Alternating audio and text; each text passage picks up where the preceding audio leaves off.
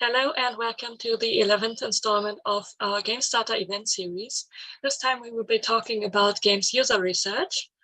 I am Annika, I am project assistant at Gamecity Hamburg, and today I am joined by Amanda, my colleague, who is game project manager at Gamecity Hamburg, and our three awesome panelists whom I will be introducing in just a minute. But first, I would like to bring another upcoming event to your attention, which will be taking place in just 1 week on September 27th, starting 6 p.m. CEST, so same starting time as today. And this event is TikTok for Indie Devs, which will be another panel discussion between two indie developers whose teams have had quite some success on TikTok and a representative of TikTok. They will be discussing how to use TikTok as an indie developer to promote your game and reach new audiences, what to do and what not to do, and how to use paid content on TikTok. So they should be answering all the questions you might have about using TikTok as an indie developer. The event will also be an online event and free of charge, so join us, and you can find all further info on our website, the link for which should appear in the chat right now. So back to GameStarter. This is our schedule for today. Obviously, I'm in the welcome and introduction part right now. And next, I will be introducing our panelists, and we will be starting the discussion round. If you have any questions to our panelists during the event, you can just drop them in the chat, and we will read them out to our experts as soon as we see it as appropriate. So either right as we see the question or at a later time during the event. And we also have a dedicated time slot for the remaining chat questions at the end of the event. So if we don't get to your question right after you wrote it down, don't worry about it. We will probably be getting to it at a later time during the event. And the event will be ending at 8 p.m. CST as the latest, so a maximum of 2 hours. So let's get started. This is our games user research expert panel. With us today, we have Lanie Dixon, a director of insights at Ubisoft Montreal, Steve Bromley, an independent games user research consultant, and Jess Tompkins, who is a UX researcher. So as I start this presentation, please, the three of you, introduce yourselves to our viewers. Maybe Lanie, you would like to start? Yeah, absolutely. Thanks so much for having me. My name is Lanie Dixon. I am, in fact, the same person in the picture, even though the hair is quite different. I am the Director of Insights at Ubisoft Montreal. Been at Ubisoft for about 5 years, started in an entry-level position as a user research analyst, and then have worked my way up to the director position that I am in today. So happy to share some of those insights with you all and excited to be here.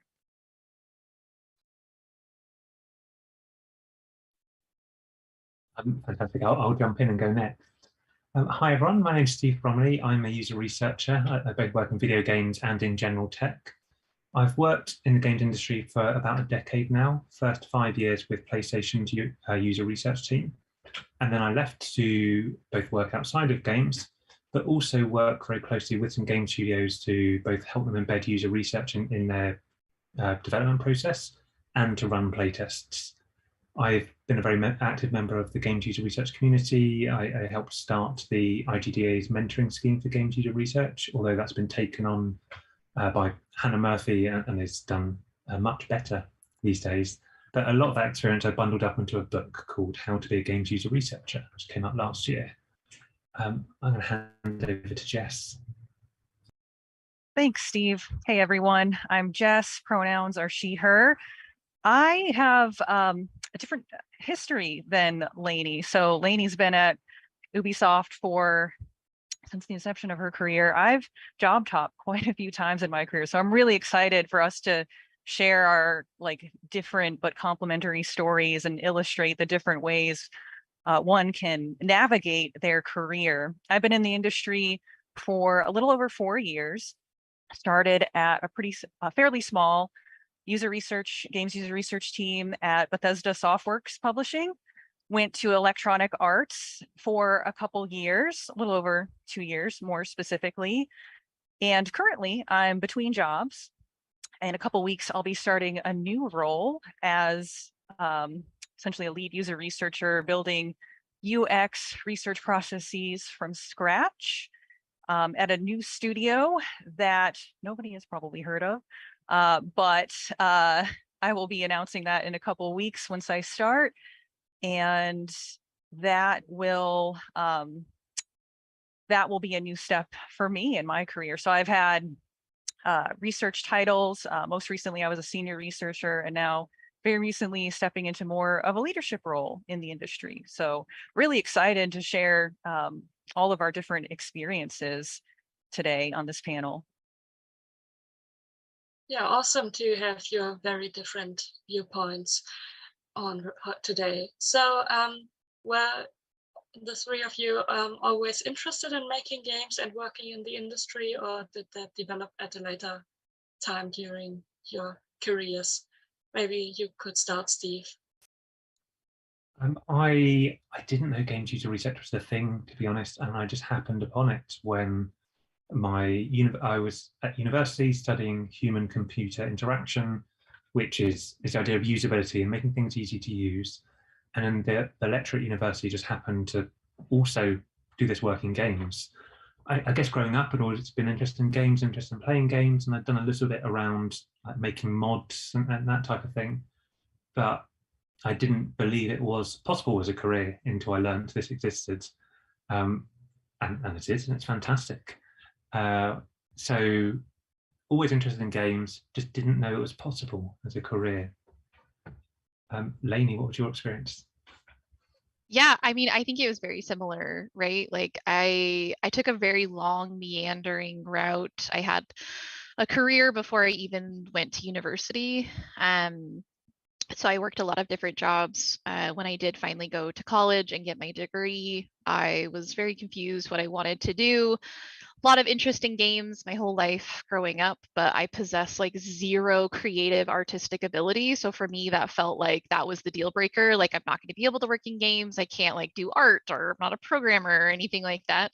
So I wrote that off. I was in a psychology program in college, and they challenged us to investigate 3 different careers with a psychology degree. And thanks to some very wonderful professors and instructors at my university, they informed me about games user research, and I was able to kind of make that transition pretty early in college. I started an indie studio making video games as an indie developer when I was in college, embedding user research into that, which was really neat, but it wasn't where I thought I was going to be, and it wasn't something I kind of set out to do, but just super happy to be able to have found this kind of mix between being in games, but not necessarily needing a lot of artistic or technical skills to build the game itself. So kind of fell into it, but yeah, happy to have found it. Jess. Yeah, it really is interesting how many of us have kind of fallen into games user research rather than like actively identifying and saying, I want to do this thing, and knowing that early on in our journey. But for me, my journey was very similar to what you both have described. I also had an interest early, like in high school, I wanted to do something with games. I remember at the time, college programs here in America would be on, you'd see commercials on TV, like go to school, make games. Unfortunately, at the time, it was still so early that the reputations of those programs weren't really exceptional. They didn't have great reputations. And I remember even Googling in high school, like, how do you work in games? How does one set out to do that? And a lot of the advice, like to Lanie's point, was, oh, be good at math, major in computer science, be an engineer. And I saw that as a high school student who hated math. I was like, oh, well, I guess that just completely outrules anything to do with games. So I went to college, studied very different pursuits, ended up majoring in anthropology, didn't know what I was going to do with a career in anthropology. So went to grad school, hoping with more time, I would get the clarity that I needed. Ended up going for a PhD because it turns out I needed a lot more time, even more time to build up that clarity. And like a lot of folks getting a PhD, I thought I'd graduate, become a professor, do research in the academic community. But after a few years of doing my PhD, got kind of realized a lot of the questions I was asking about research were more in line with practical questions. Really enjoyed using academic theory to contextualize my research, but I wanted the research outcomes to inform real world decision making. And so I was lucky enough to go to GDC, that's the Game Developers Conference, I want to say in 2016 now, it was a few years ago, and went to my first games user research roundtable. Didn't even plan on attending until I saw it in the conference schedule while I was there at the conference. And, you know, it was like a light bulb went off because it's like, well, I like games. I'm studying games academically. I like research and I'm good at it. This just seems like the intersection of everything that I enjoy. And like both Steve and Lanie kind of fell into it. And once I learned about it, set out to do it. Definitely fascinating to see the parallels and also the differences. So thank you for that. And now I will hand off to my colleague Amanda. Yeah, so for starters, game user research. I guess many of us have some kind of idea what that might be about, that it might be related to UX. But can you tell us a bit about what you would describe as the main tasks of a game user researcher? Maybe Jess? That's always a fun question to answer because there's so many ways to answer it and so many different responsibilities and tasks to talk about. So in terms of the main tasks, it is doing the research. And specifically, it's to improve the user experience of a game product. That's ultimately like the main task if you had to boil it down to one thing. And Steve and Lanie, I'm sure may have like different perspectives on this.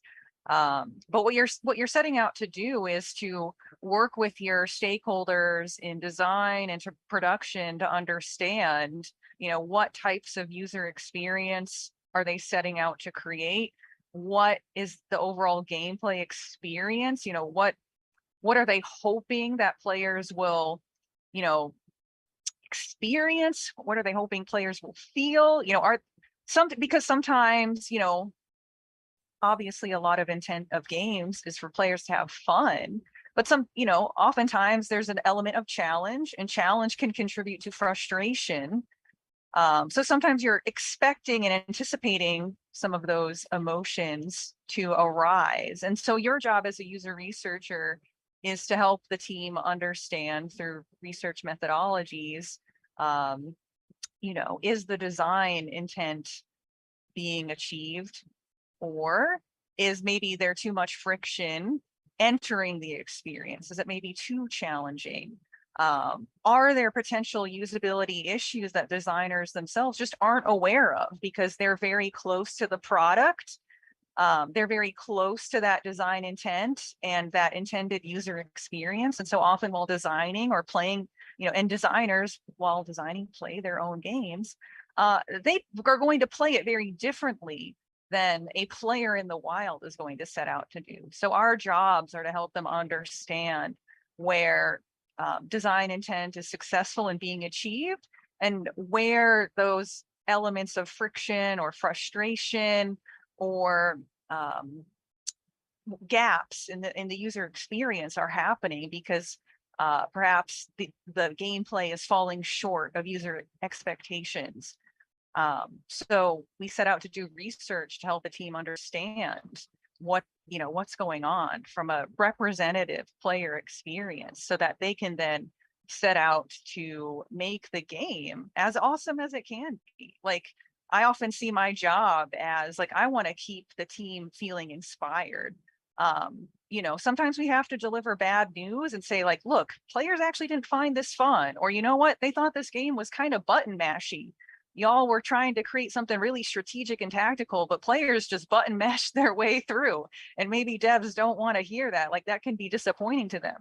But oftentimes I see myself as, you know, maybe not necessarily like a hype person, but I also want to get the team energized and excited for those next steps, and iterating and making the user experience as engaging as possible. Lanie, anything you'd like to add? I think I was just on top of that. I think it's a partnership, which I think is really interesting, and a really cool element of the job is, like Jess was saying, is really helping kind of bring to reality the design intention, or really kind of bringing forth this idea of getting the vision into the hands of the player as a partner with a lot of the other disciplines in game development. You know, you really are working very closely with these design teams, having these conversations, challenging them, they're challenging you. And I think it's really about just being a real advocate for the player experience and advocating for keeping things aligned to that vision. And it's a really interesting role where you kind of get to dance a lot between your like real research hard skills, but also really be very involved with game design and really learn and respect and appreciate a lot of those design principles. It gives you that kind of really interesting opportunity to live in between both of those. I'm going to echo the points that you both made. Jess, I really like your description of, hey, when you're in the weeds of actually making these things, it's really hard for our developers to understand what is a new player's experience. What is a player going to take from this? What are they going to understand? What they're going to find easy? What are they going to find hard? And you end up with a whole bunch of assumptions about, will players know what to do? Will they get the right emotional experience? Obviously, everyone's a huge fan of playtesting, and I think if you speak to any game developer, they say, yeah, love playtesting, but it's practically difficult to run those, get reliable answers. And so I think a large part of our role is taking that and making that research process easier so that teams can run more playtests, can learn more from their players, and can test their assumptions quicker, leading to more iteration. But I think I agree with everything that has come up with the role so far. Thank you. So what does your typical workday look like? Does such a thing as a typical workday even exist? Maybe Steve? Yeah, rather than think about a workday, I usually describe it as going through the process of a study, which can take, depending on your study, 2-3 weeks, often longer if you're doing something more technically complex. But that usually starts with talking to our dev teams, understanding what they're working on, what their priorities are currently, what their assumptions are about players, and from that generating some objectives. What can we test if we did run a study with players? Then our role is to design that study, picking the right method, whether that is usability testing or interviews or running a survey or watching people play, working out what's the most reliable and pragmatic way of getting data from players, and then organizing that session, working out what are the questions we're going to ask, what's the type of players we need to see, what is the task we're going to set them when they turn up. It then involves moderation, so actually spending time talking to those players, running those sessions and gathering that data, analyzing that, and then bringing those findings back to our teams, whether that's writing a report, whether you can find more interactive and engaging ways of sharing research data, making sure that our teams have understood what it is that occurred in the study and what does that mean for their game design decisions. Now that can take different amount of times. That can be in a couple of days, it can be a couple of weeks, but I think that's a general shape of what we're doing. Jess, have I missed anything? You're spot on. In fact, I actually want to give a lot of credit to Lanie, because my first Games User Research Summit that I attended, I think in 2017, you were on a talk with Seb, and I think it was something like a day in the life of a games user researcher. And you and Seb walked through this wonderful explanation that there really is no standard day in a life. There's more realistically like an average month or like a cadence throughout a month. And it's very similar to what you just described, Steve, where you have, you know, your research planning, your research execution, your data analysis, delivery. I skipped at the beginning, like communication with stakeholders, which is one of the more like fun foundational parts of kicking off a study. But in any case, I feel like whenever someone asks me that question, because I'll mentor folks in the community and they're like, yeah, what's your average day like? And I just parrot everything that Seb and Lanie said back in that talk. I say, oh, you know, great question. There is no average day. It's more realistically an average month. And here's what that looks like.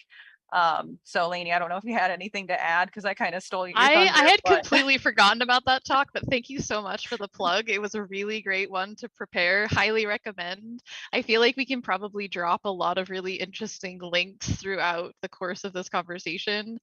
But yes, thank you. The what to expect as a games user researcher, that was a really great talk. I think it was 2018, 2017. Yeah, I think both of you nailed it, right? It's very difficult to really predict kind of the specifics of the day to day. It really is kind of almost a project cadence, right? When you're kind of leading an individual piece of research, and it can vary a bit depending on, you know, kind of your situations within the team, right? I'll vary a little bit the answer that both of you gave, but whether you're working really embedded within a team, right? Are you sitting on the production floor directly with your production team, working with them?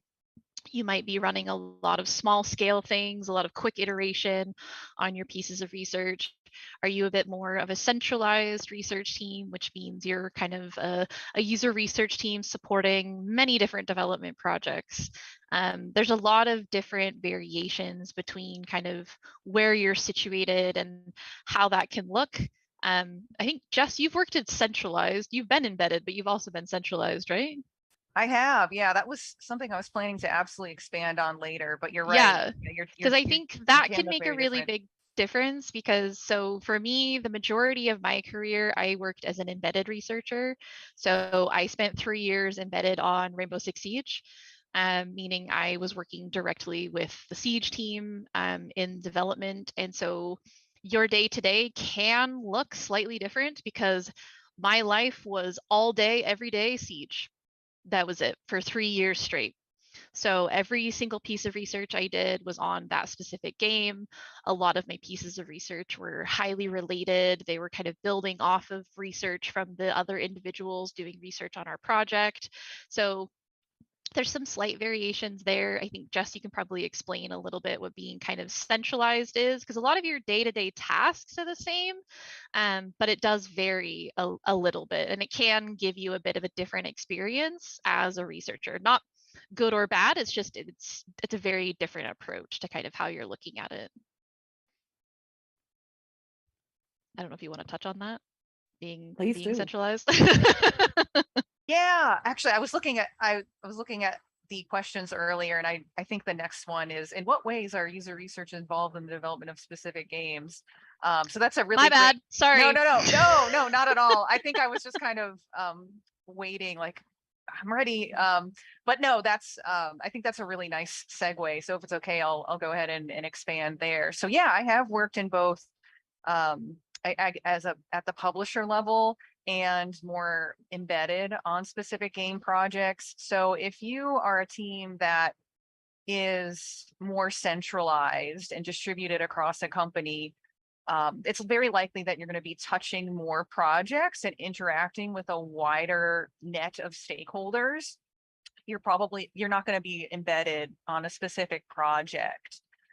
So when you're embedded, you usually have a very close, intimate relationship with maybe one team, and you are, probably talking to members of your development team daily.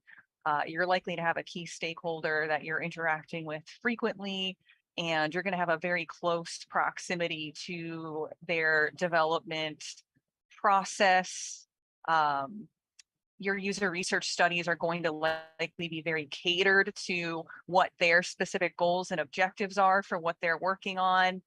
When you're centralized and in my experience, I was on a pretty small and scrappy team. We were servicing a pretty large portfolio of games at the publisher level. And so there were far more games than there were researchers to go around. So we had to prioritize, really think through, which project really needs user research, which one is perhaps getting closer to ship, closer to launch. There are a lot of different considerations we had to take into account when prioritizing what projects came into the lab, and when. And so in that model, and this was very early in my career, this was the first year and a half that I was in the industry. So admittedly, I was still pretty junior. I was kind of not so much in the driver's seat. I was following the lead of more senior members on the team, but how we would operate was, research requests would come in, we'd prioritize, and we would typically execute research for one project. And then a couple weeks later, I'd be working on a totally different game, providing data for a totally different group of stakeholders.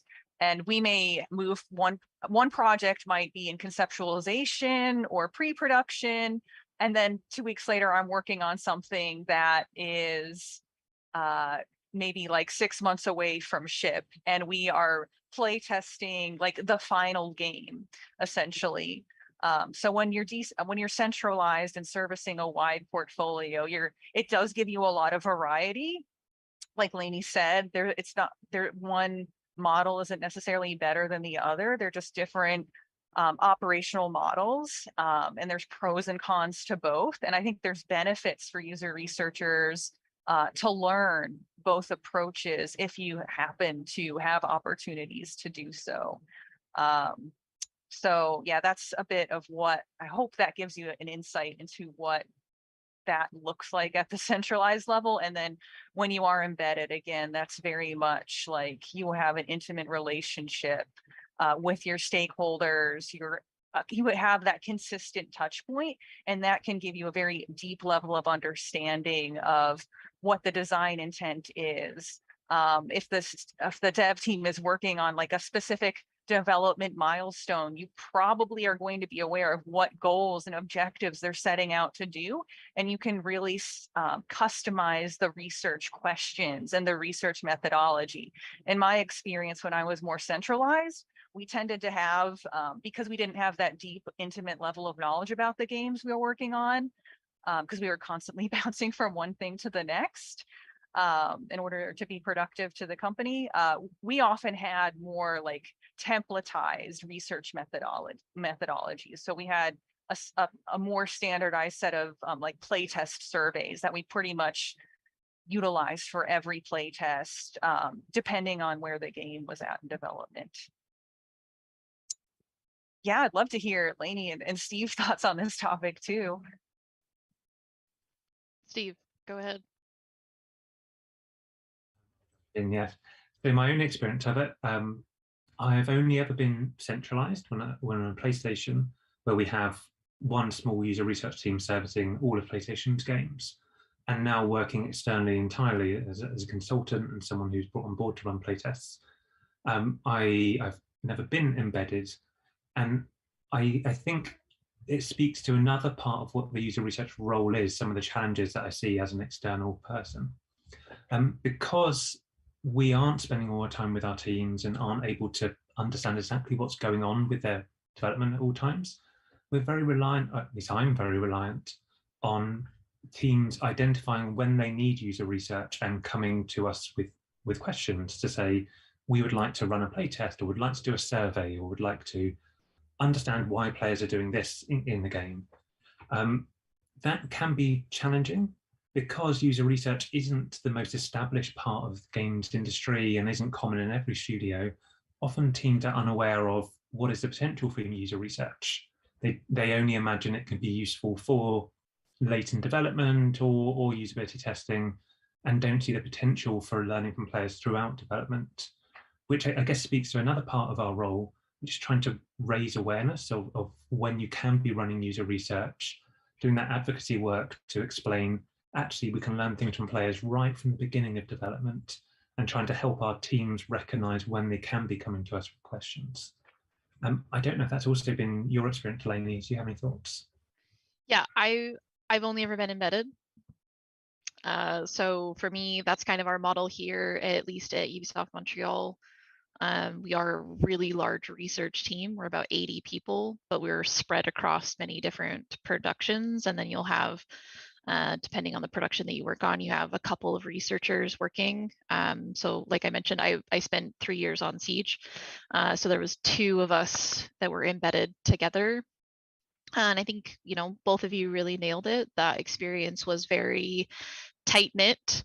It was very rapid. We could anticipate research needs before they identified them because we were so close to what their vision was. We could actually be able to come in and say, like, actually, you know what, we need to be able to be working with you. So it did leverage a lot of different types of skills.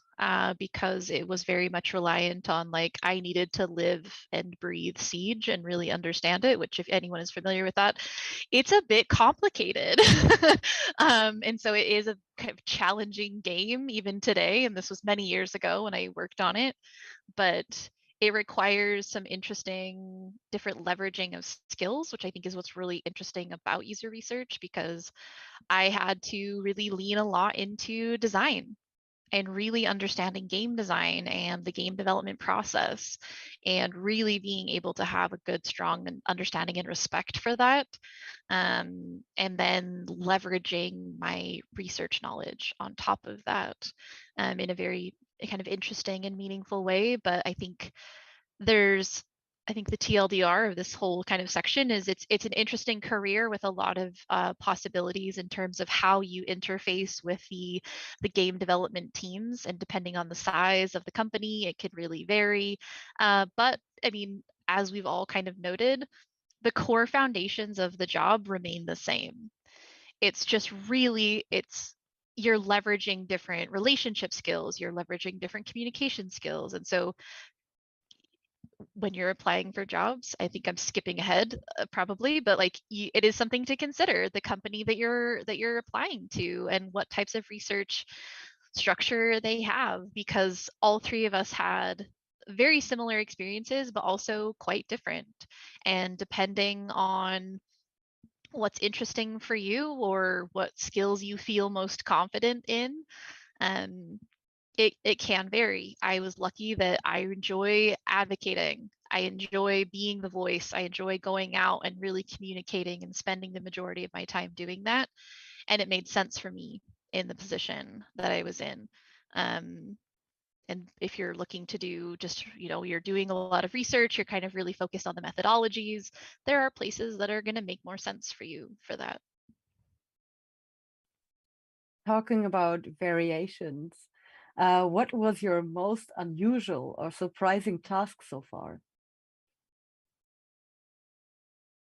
Maybe Lanie? Yeah, absolutely.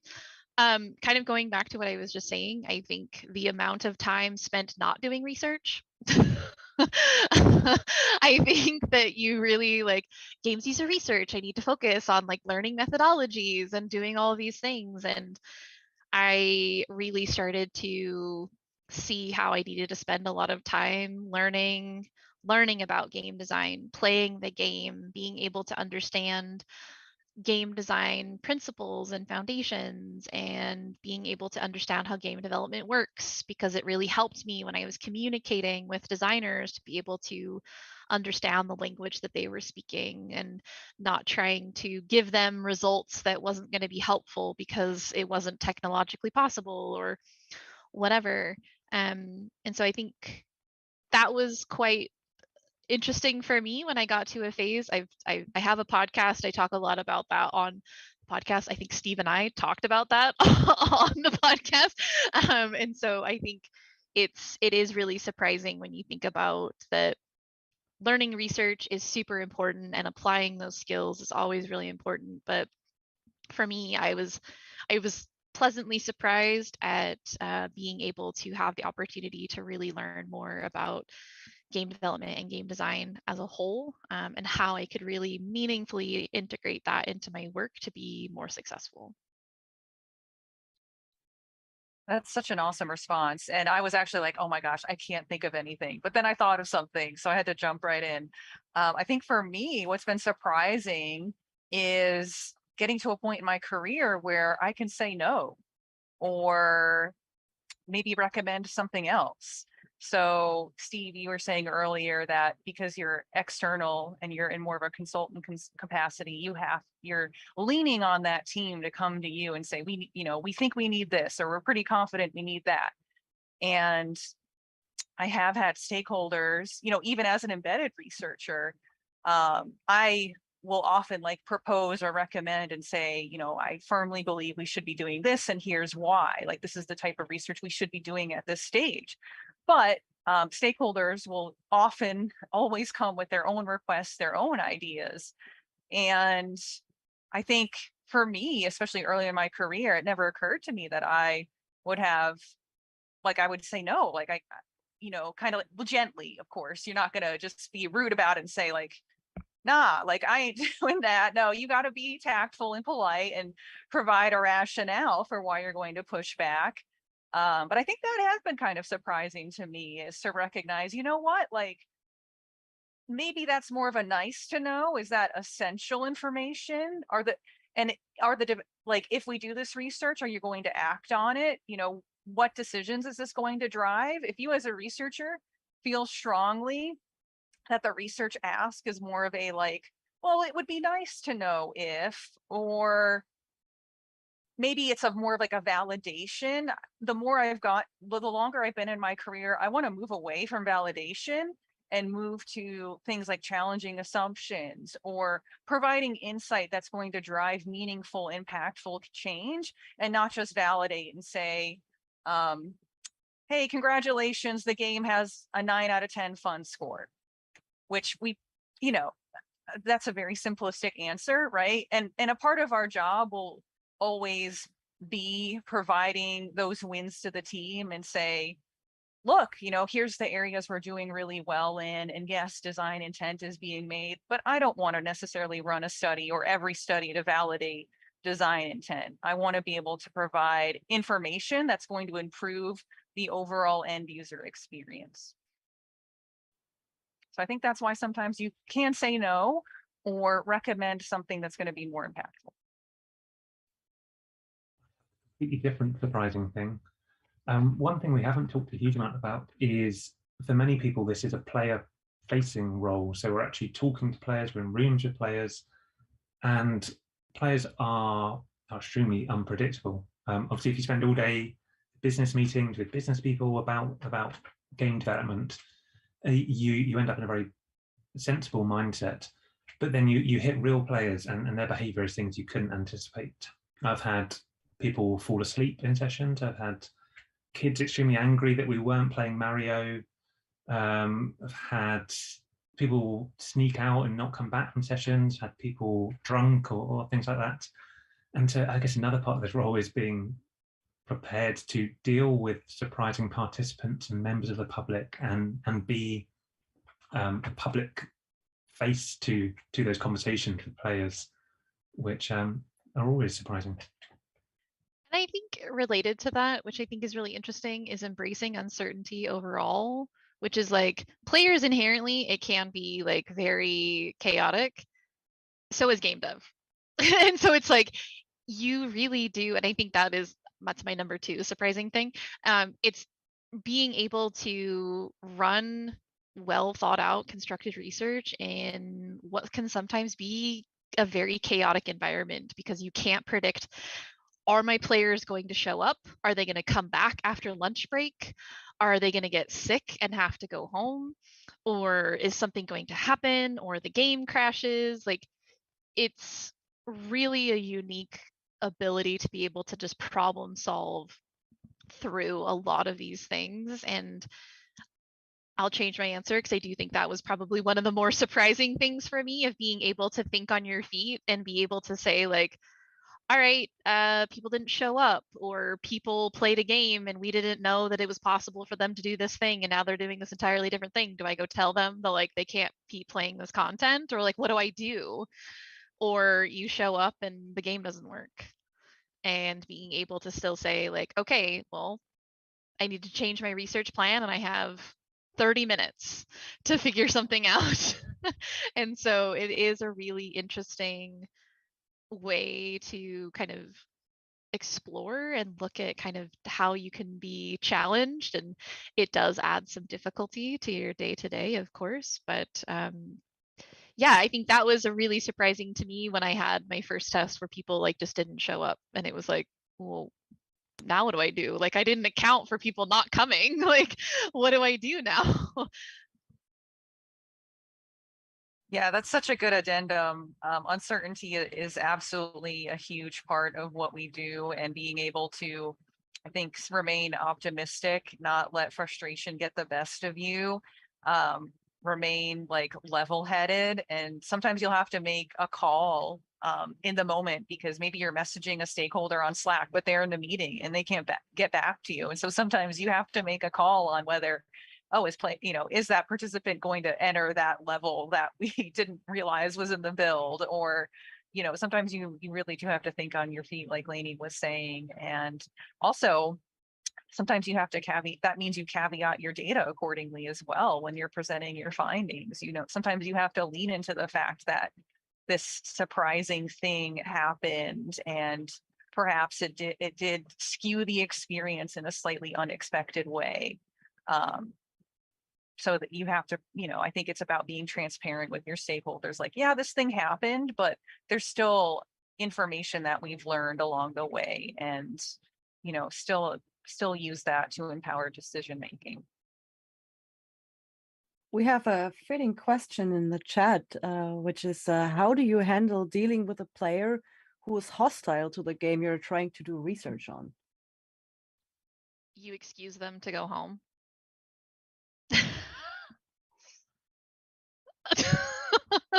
Steve?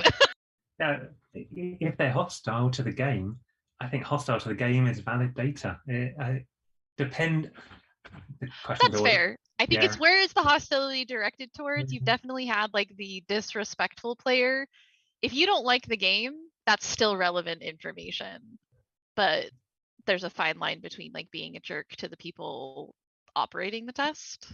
If that's the case, you ask them to leave. But yeah, I think, Steve, you can expand on why it's actually potentially really good if they don't like the thing. No, I totally agree with your point of there's a difference between being hostile at the game and being mean to people who are running a study and mean to us.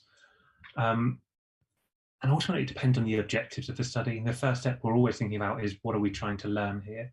Sometimes that's relevant. Sometimes we want to know, are people enjoying the game? Are they not? And in which case, strong hostile reactions, perfect, exactly what we're after. Let's understand why they're hostile. Let's write it down. Let's make sure our team understands. At other points, it can be a distraction. If they were recruited because they're fans of the franchise, and we're after looking at their behavior or their understanding, and instead they're too distracted on some personal opinions or things that they've read on the internet and bringing that into the space, that's not really relevant to what we want to learn at that point. And then either we'll moderate the session, we'll make sure they feel heard, but then bring it round to what we want to learn. Or if it's something that we can't get past, get rid of them because we're not learning what we want to learn from the study. Similar to all the points on it being chaotic, a lot of freestyling is required when you're actually with players, working out exactly what do I need to do now, what's the best I can make of the situation, and making sure we're trying to gather relevant data throughout. Yeah, I think those are really strong suggestions. And I think the only thing I would add is the way in which you dismiss a participant matters too, because especially in that scenario, if they're being actively like aggressive or hostile, you probably don't want to do something to potentially make them more reactive. So and I haven't been in this situation to be sure, but I know that there have been times where I have recruited a participant and we screened for them and they told us they were a certain type of player, but when the study starts, it's since come to my attention either through interview questions or through something they said that they lied in their screener and they're not the type of player that we thought they were. And so I may have to come up with an excuse to either end the session early. Like I'll say like, well, that's all I had for you. You know, maybe we scheduled an hour because we thought we were going to, you know, if we ran into technical issues, we schedule an hour. You know, come up with some kind of rationale for why you're wrapping up the session earlier. And it's a little white lie. It's not anything that's going to be of harm to them. But I think if I were in that scenario, I'd also want to be mindful of, you know, the way in which you deliver that information, so that they're not being more reactive and, you know, you're letting them go and saying like, well, thank you so much for doing your part, but that's all that I had for you today. Thanks for being here. And then afterwards you tell the recruiter, we're not going to invite that person back because you don't want to bring back liars or aggressive people. Thank you. Now Annika will be asking you some questions about teamwork, some people you cannot send home when they might be a bit mad about you. Yeah, so probably Steve, you will have a very different perspective as a consultant, but how much of the work as a researcher is done as a team and how much is done individually? I would guess actively doing the study will probably be done as a team, but how much is done individually? Maybe Lanie. Yeah, I mean, I think it's going to vary. I think depending on potentially the size of the research project you're working on could very much depend on how many people are working on that individual piece. I think inherently you are really not working alone. You can't be successful as a user researcher working in isolation. It's just never going to work. It's the kind of profile of the people that you're collaborating or working with will change, right? If you're collaborating with your stakeholders or the game designers or the game developers, if you're collaborating with other research professionals, but you're not going to get very far if you're just trying to do it on your own. And a lot of people have to learn that lesson the hard way, but you are very much working with a lot of different people. And it is one of the challenges when you start to run bigger pieces of research or larger pieces. You might require some people to help you with interfacing with the players, some moderators, some people to assist in calling participants and getting them in. And so you got to talk to that person and you got to train the people that are going to be in the room with the players, what they need to be doing. You need to make sure that the questions you're asking are going to work to give you the information that you need to give to the game designer. So you're just constantly balancing all of these different conversations and collaborations. And you know, depending on, again, going back to this kind of embedded, centralized, or even consultant model, it varies the specific person that you're going to be speaking with and how much you're going to be talking to a large breadth of people. But you will only be successful if you are really leveraging those conversations and working together, because it's really hard to run a single piece of research, one, alone, two, without having a lot of conversations and collaborations with your partners that need that information to make the decisions to make better games. Yeah, just to reinforce your point, Lanie,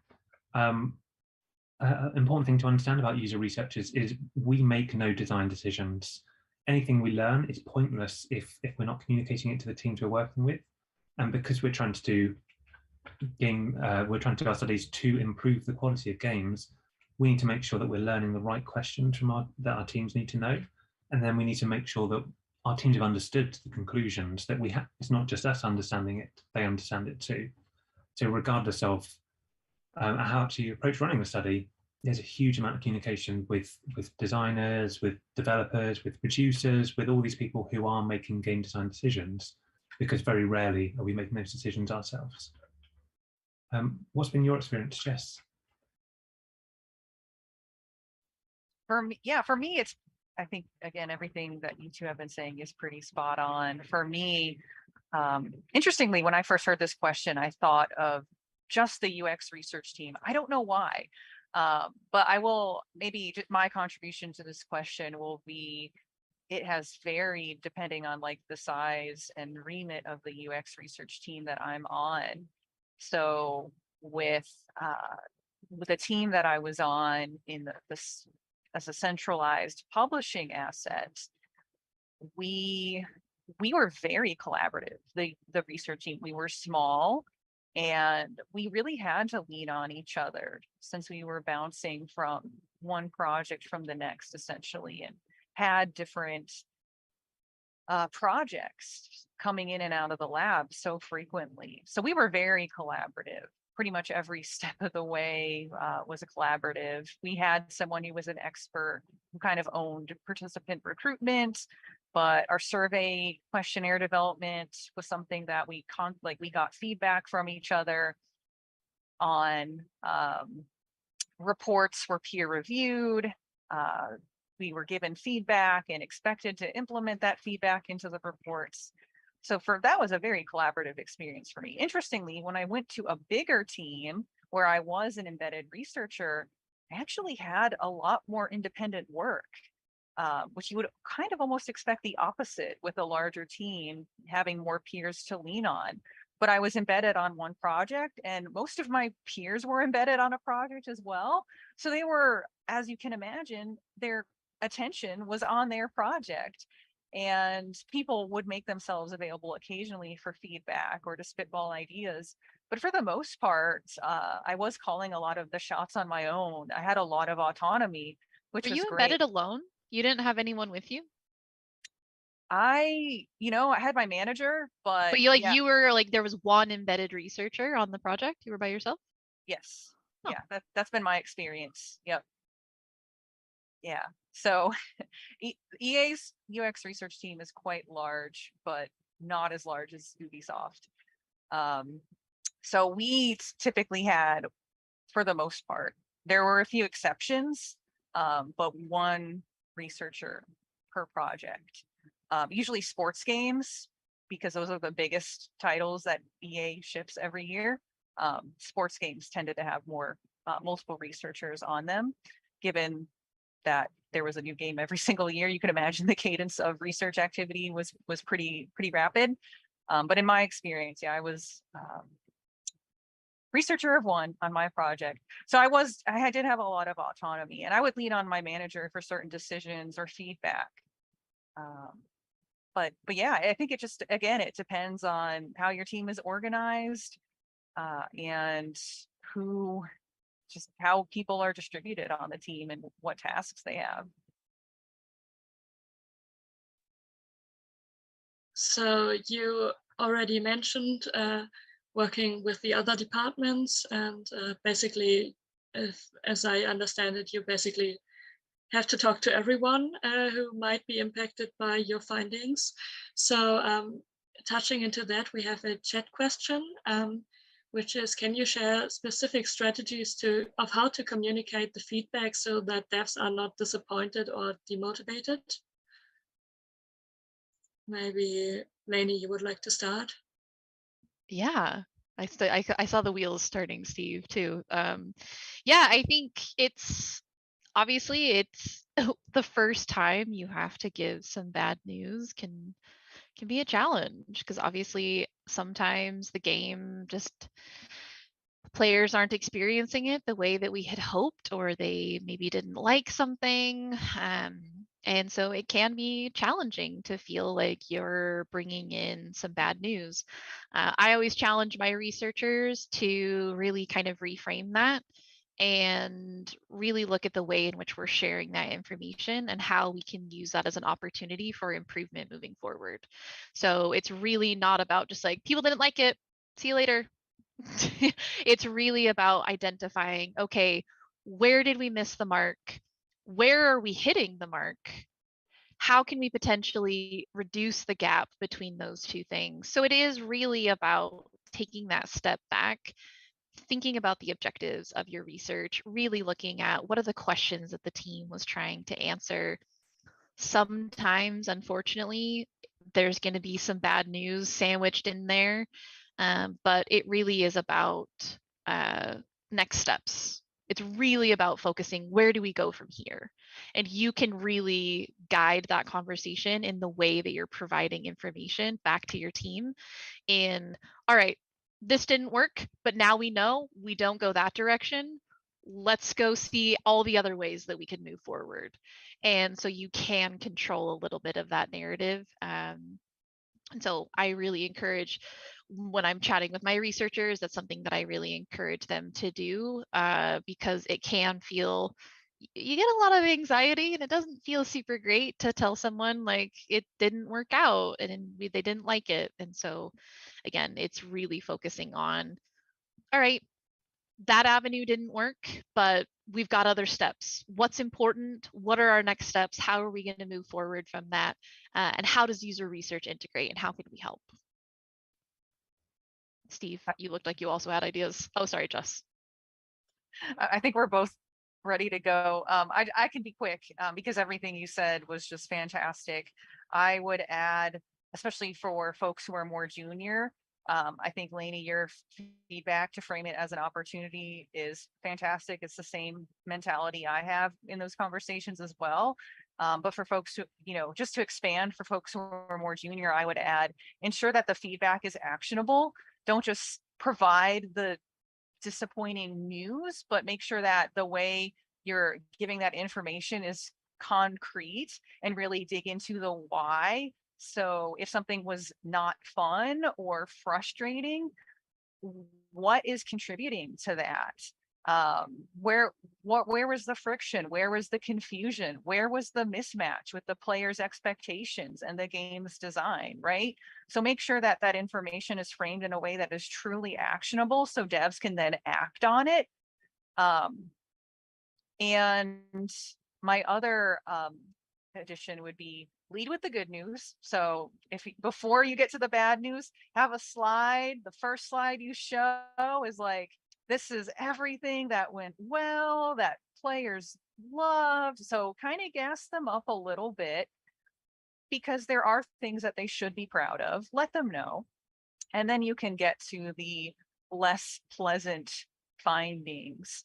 And then be available for follow-up. So if that team is going to meet to discuss the report and discuss how they're going to action on it, invite yourself, but just let that team know, especially if you're more junior and just getting and building that rapport with the team. Make sure that you let them know, like, hey, I'm here to help you. If I can be a sounding board in the discussions that you all are going to have, and you'd like the researcher's perspective or a non-design perspective, but someone who's still very UX savvy, let me know if I can be of help in a conversation.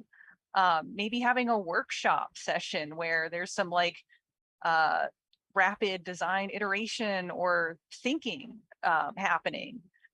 Lend your services beyond the report delivery itself. Again, if you have bandwidth, if you have capacity, because your mileage may vary. But that's what I would also add on to Lanie's fantastic comment. And I said I would be short. I'm sorry, that was not a short answer, Steve. That's all right. I think exactly as you described was the approach that we were taking at PlayStation. Because as user researchers, we're obviously design adjacent as a discipline, and we have the skills in facilitating sessions, having structured conversations around actions. When we'd run a debrief where we explained, here's some things wrong with the game, or here's some things players didn't understand, we'd do that back to back with a session where we'd facilitate that conversation about what can we do, helping them do some structured ideation about what are some options of fixing this, and helping them decide what should they explore further. Obviously, especially when we're not inside the team, we have no authority, so we're not enforcing that. We're just offering a structured conversation around it. But I find that can leave teams with a positive impression of the study because they know what they're going to do next, rather than just leaving them with a list of problems that they're not sure what they're going to do with. I will also add that that really helps build a lot of interesting kind of trust and credibility with the team as well, which I think can be really helpful, especially if maybe you are approaching challenging questions or really a lot of design challenges. Is it's really like, I'm here with you. Like, we are going to figure this out. We are working as a team to try and identify how we move forward, mirroring kind of what you were saying about the next steps or the workshops after the debrief of the debrief, or I can't remember what you guys called it there, but same idea. We did a similar thing, and it was a really great way for us to really build our credibility with the team because we were there. We understood that this was a frustrating and difficult situation and challenge, and we were able to help them navigate that and be a part of the conversation. And yeah, you know, we weren't the ones making the decisions, but we could be there and be present and help facilitate or moderate the conversation, being able to say like, well, here's the results from the findings of the research, let's have a discussion, and you could kind of help recap that. But it's a really interesting way to kind of continue to close the loop and also be able to not just feel like, here's your bad news, and then you just kind of like walk away, because then that kind of creates a weird situation as well. So it kind of helps reinforce that, you know, we want to be a part of moving forward as well.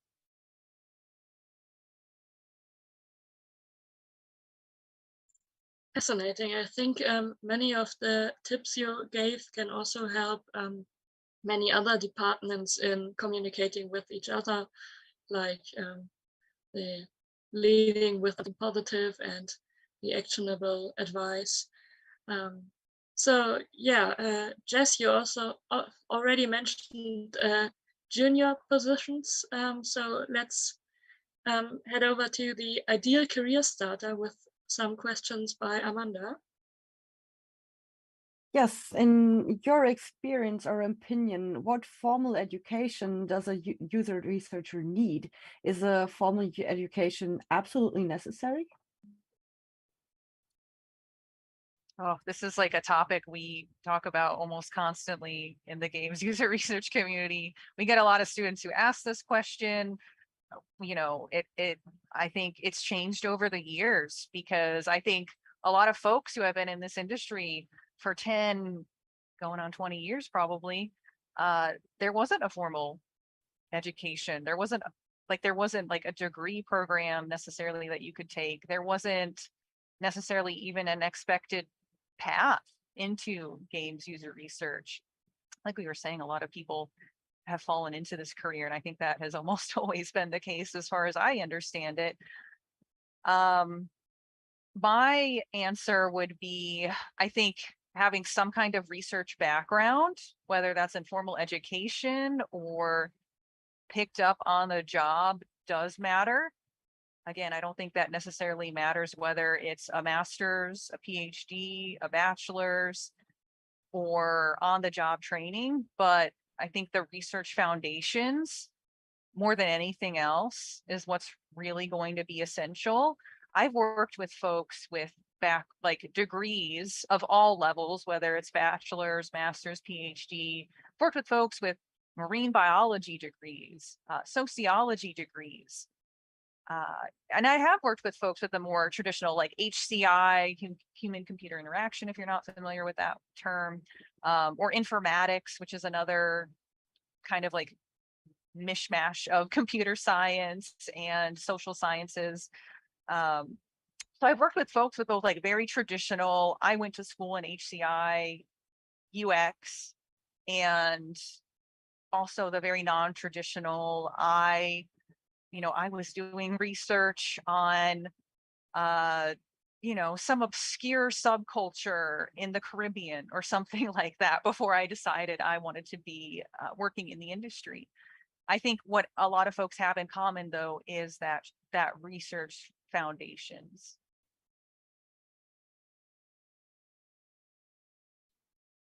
I'll share. my perspective, I think Jess, you nailed it, right? It's about it's the focus on the research foundations. Jess, you have your PhD. I have a 4-year psychology degree. So I did a focus of cognitive psychology, and I had my indie studio when I was in university, and then got an offer to go get my PhD, and also got an offer to come work at Ubisoft at the same time. Opted to come to Ubisoft instead of getting my my PhD. Obviously, that's worked out fine for me. But I think a lot of people can get very hung up on the specific degrees or the X amount of years. The research foundations and understanding and respect and foundational knowledge, that's what's important. A big core piece of our job is being able to run well-structured, rigorous research. How you get that experience, it can vary, right? I had done my indie studio. I was running research there on the projects that we were working on. I was doing a lot of academic research as an undergrad student, and those two pieces, that was enough for me. It's all about how you want to approach it. Like Jess said, this is literally like the argument that never dies inside the games user research community, and everyone will have a slightly varying opinion, but it all is going to boil down to really having that research knowledge and of the foundations. The specifics of your job may depend. It may mean that you need more stats knowledge depending on the position. Some positions may require you to have much more research experience because you're doing work in a much more theory capacity. You're really developing games user research theories. If you're working maybe a bit more applied as an embedded games user researcher, maybe that's less important. I've worked with people, again, similar to Jess, I've worked with people that had PhDs and people that had no formal research education. All of their research knowledge was done on the job. So it really applies down to a lot of just your ability to pick up that fundamental knowledge, how you approach the game design knowledge, or the other kind of adjacent specialties around games user research. And a lot of it, again, into kind of the more core skills or soft skills or whatever they're referred to, and how those pieces build together. Getting a PhD in a research related field isn't going to guarantee you a job, just like getting a lot of research experience isn't going to guarantee. It's a package. And so there is, unfortunately, there's not one direct path of just get this degree and everything will be great, because as we've mentioned, as it's probably fairly clear at this point, depending on the company, the specificities of the job can be different. Steve, what's been your experience with that? I think exactly as you both described. When you're applying, they'll definitely be looking to your ability to pick appropriate research methods, to execute on designing tasks, one-to-one studies, surveys, these type of typical research things. Many people can get that experience through academic study, and a lot of academic programs will teach you those things. But you can learn all those skills through other methods as well. Working as a user researcher in another industry, not in games, can be a great way in. And so, no, formal education isn't necessary. You just need to be able to show that you've done something to overcome it if you don't have that formal education. You told us a lot about learning a lot of things directly at work. What would be hard skills and soft skills for career starters that would be essential before starting? Okay, I'm done with the hard skills, and I'll let someone else answer the soft skills, of which there are many fantastic soft skills. I guess the hard skills of being a researcher is, can you work out what is the right research method for the objectives you're given? Teams aren't going to come in with fully formed research objectives or fully formed requests. So even though they'll say, I would like a survey, you need to use your expertise to work out, is a survey really what they need? Do they need a different type of method or a different approach to answering those questions? You then need to know how to reliably gather that data. whether that is moderating the sessions yourself or designing a session for someone else to run, or even sessions you don't run, like writing a survey, being able to analyze that data and draw reliable conclusions, and then being able to summarize that in a way that is understandable by non-researchers, because we're talking to designers, producers, developers. We need to crunch our research data into formats that are understandable. I think those are the core hard skills of being a researcher. Have I missed any? And what are the soft skills that others are familiar with? I should hand to someone. Jess, have I missed any hard skills? Jess. Yeah, I think you definitely nailed it. Again, I think to Lanie's earlier point, whether you are leaning more qualitative or quantitative could depend on the job description. I have seen it be more common where if a quantitative expertise is expected, it's usually reflected in the job title as quantitative UX researcher. Not always, but I have seen that, especially more common, admittedly, at bigger tech companies like Meta and Google, but I have seen a few quantitative UX researchers in games as well. I think with games user research, there is typically the assumption that it's either mixed methods or leaning more qualitative methods. But if you are a qualitative researcher, it certainly can help to be quantitatively savvy. So understanding sample sizes for, if you are going to run a survey, what's a good number for a play test or a usability test, right? Usually for usability, we found we only, you can get away with 5 participants because that has historically been the case with usability, is that we don't need huge samples because you have diminishing returns. You often find that you just takes a couple users to run into a usability issue, and you can say, hey, we identified this usability issue, right? So being able to talk about that intelligently is, I think, very important while interviewing, so you can demonstrate that level of knowledge. I think, Steve, to your point, just being able to expand on research methodologies that are appropriate for the research questions being asked. And so my caveat would be just have an understanding of, is this role more quantitative, mixed methods, qualitative? And if I am qualitative, if I am very strongly qualitative, I do probably want to brush up a bit on some quantitative concepts, so I at least understand them. Even if I'm not the person running those analyses, I can at least talk to someone who's a quant researcher.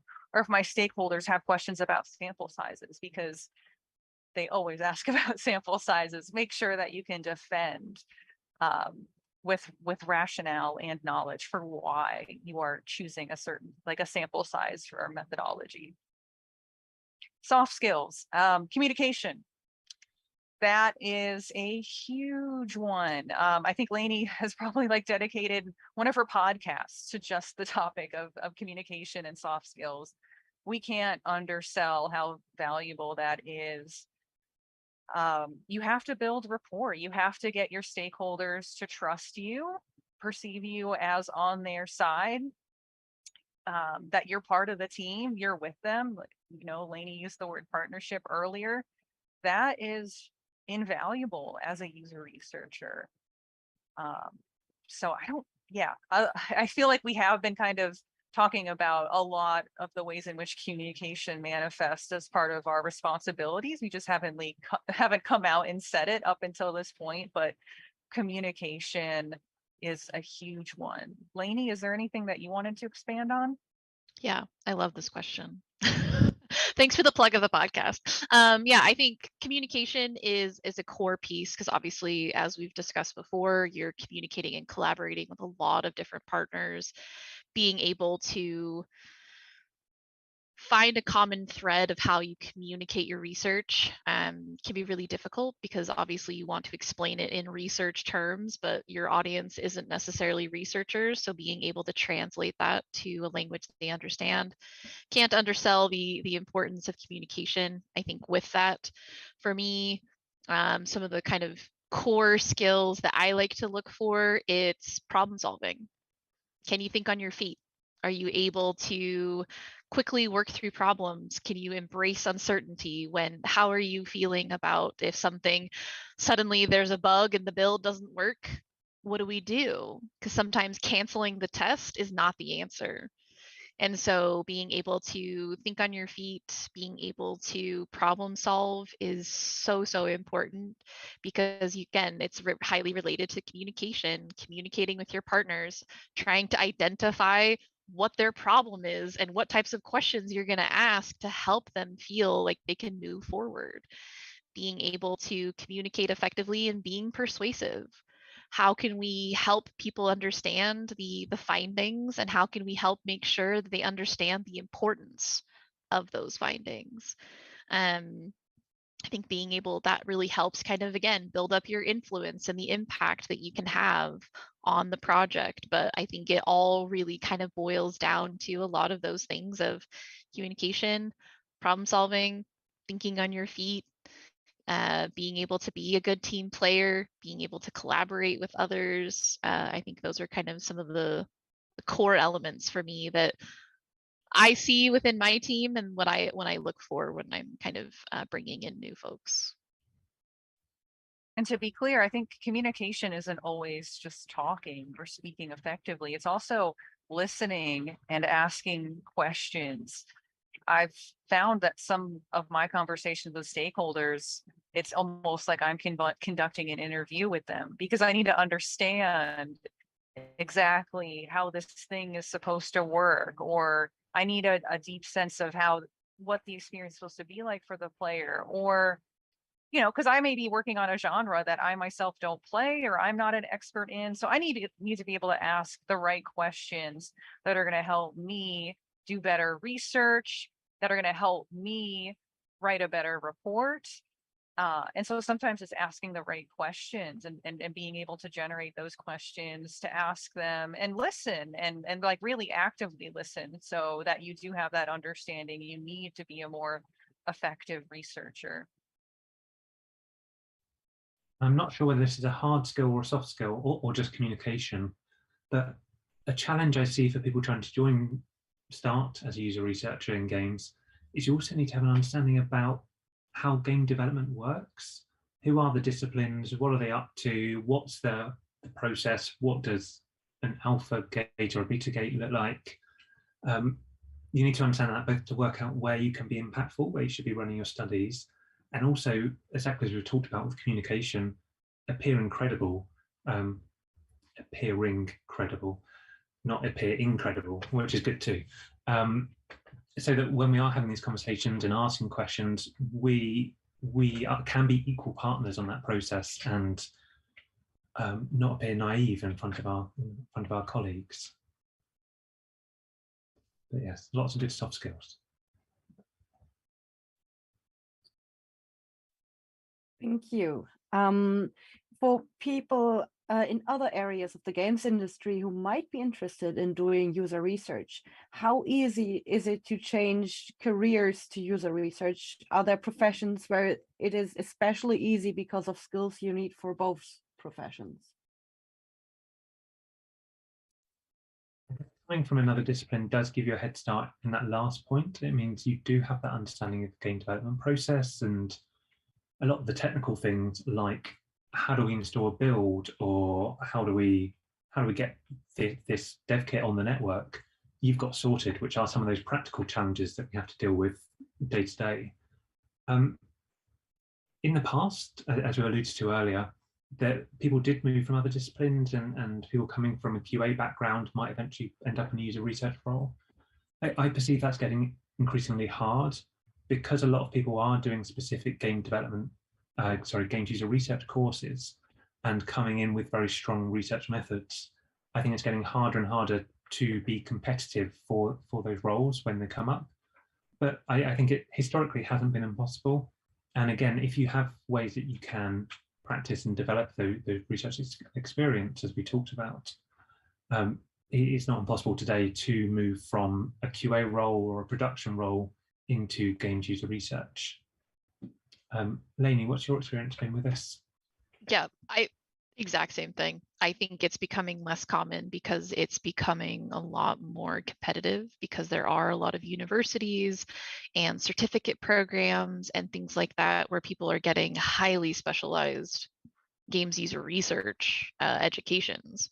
And so that does make it a bit more difficult. But like you were saying, Steve, I think having real intimate knowledge of how game development works like cannot be undersold here. Like that is really highly valuable.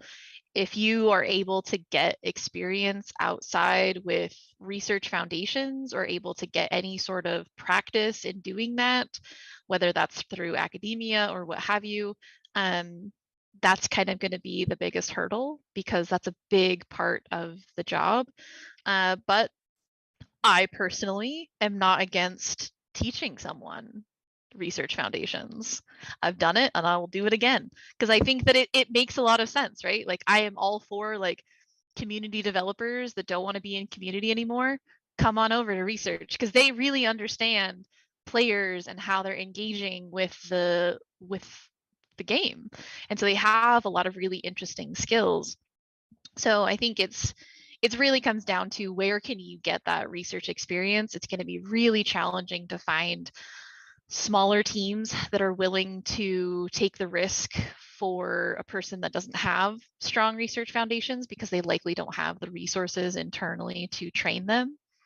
Larger teams, potentially like myself, may be a little bit more open to taking folks that have a bit more of a varied background, whether that's internal or external, but really understanding those research foundations, however you can get that experience is going to be key to make that transition. Jess.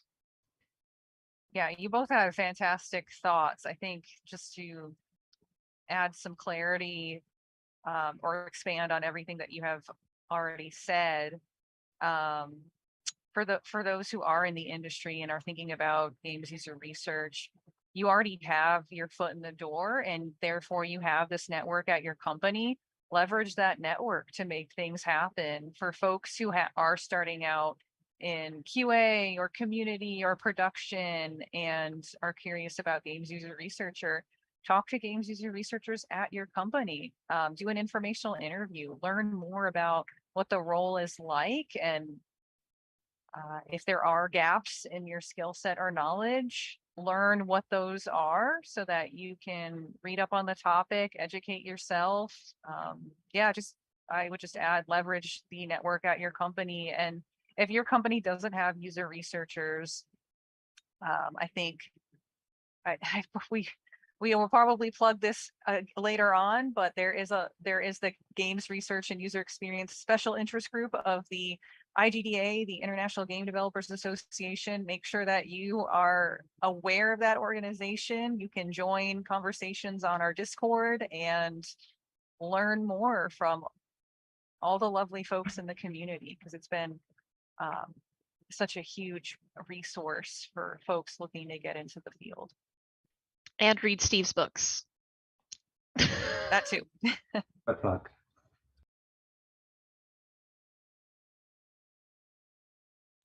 Yeah, so I heard that some of you have personnel responsibilities. The ones of you who have that, what else do you look for when screening applications or having interviews with potential new junior colleagues? I think I'm the only manager.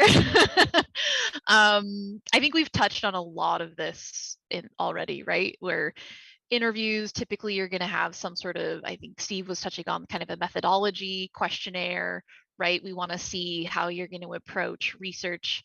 If I'm giving you a challenge or a specific game design question, I want to see how you're going to approach how you would design a specific piece of research for that. For me, I'm trying to evaluate how comfortable people are with their research foundations. Being able to then look at how they're able to communicate to me what their research plan is, what types of ways in which they want to communicate with the development team, what questions do they have, trying to evaluate kind of those core skills, how they're able to communicate findings. Do they have experience running research in academia, trying to see how they're able to find the connections between how you run research in an academic setting versus in a much more kind of applied setting, like in a playtest at the studio.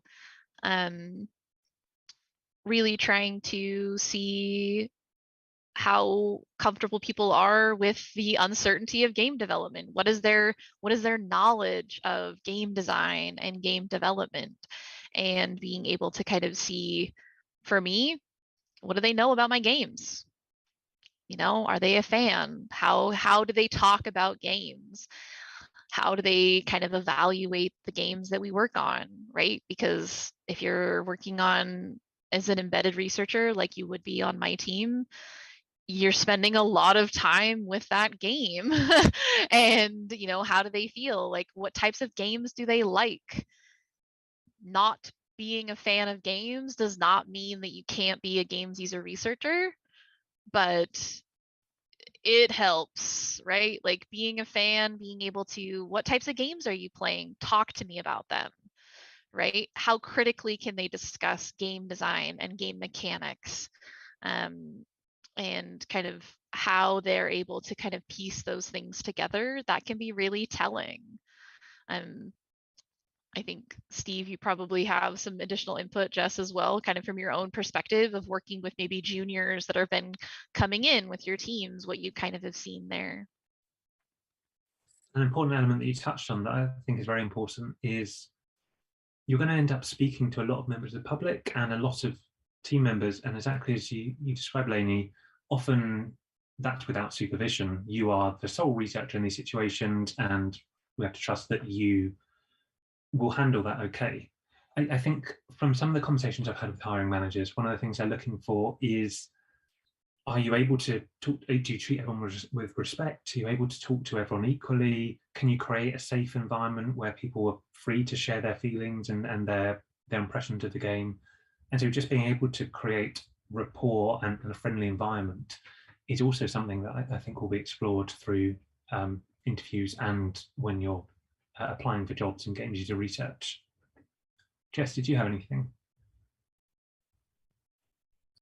Just a few additions, because again, excellent responses from the both of you. I have been on interview panels for interns and other positions on my previous teams, and in terms of, I think what we're looking for, it's a lot of the things that you all have spoken to.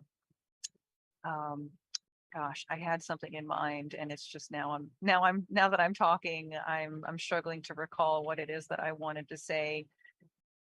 Gosh, I'm so sorry. I would just say everything that Lanie and Steve have provided has been really, really great contributions. Thank you, and no worries. We're going to be moving on to the next topic, which is tips. So based on your experience, is there a common mistake or misconception about the industry or about your user research in particular you often encounter in career starters? I'll jump in and allude to something that Lanie mentioned earlier. I think a lot of people imagine that the main part of the role is running user research studies. And yes, that's very important. But equally important is creating that environment where your user research studies matter. And so that means spending a lot of time just talking about research, talking to our game teams about what do they want to know now, what are the right opportunities for running research, when should we be running these studies. As Jess alluded to earlier, refining those research objectives so that they are sensible and are the type of things that will actually be useful if we run this study. And then spending a bunch of time with game developers after we've run our study to make sure they've been interpreted correctly, to make sure the team are in the place to take action from it. And so all the bits around the study, I think, take up an equal amount of time to actually running user research studies. And that definitely isn't what I imagined when I went in. Lanie, do you have any other misconceptions or mistakes you see? Yeah, I think you nailed a really great one, right? And I think it's somewhat related to mine in that having a strong research background is the only thing that you need to be successful, right? Like whether you're that getting that research experience in an academic setting or you're getting it in a different applied setting, it doesn't necessarily mean that getting that PhD in a research HCI related field isn't going to guarantee you an in. Because obviously there is a lot of things that are around that. Again, being able to, like you said, it's a lot about the kind of extra activities around the research that are really important to your day to day. And so I think a lot of people will think that I'm just going to focus on learning all of the methods. It's actually impossible.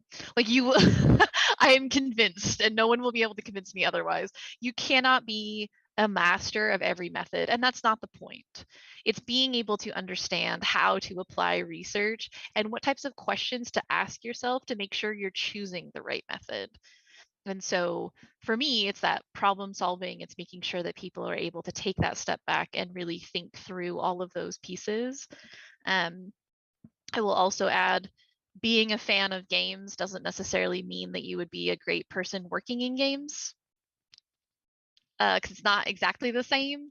And so for me, like whether someone's a huge fan or not doesn't always necessarily mean that they aren't going to make the cut. I think a lot of people are like, well, I play a lot of games, so that means that I would be good at this job. And it's like, well, no, not entirely. It's great to have that game knowledge, but if you can't apply it very critically in an applied way, like you were mentioning, Steve and Jess, it falls flat. 100%.